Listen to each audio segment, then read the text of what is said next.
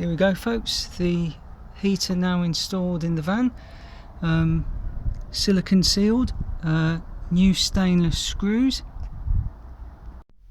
and there we go, here it is.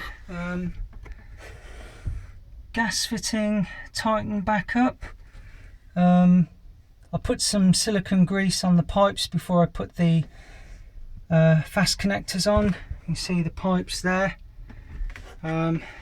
So it's all ready to rock and roll now. Should be ready for a water heating run. There we go, the insulating jacket's now put on. So it should all be ready up now for the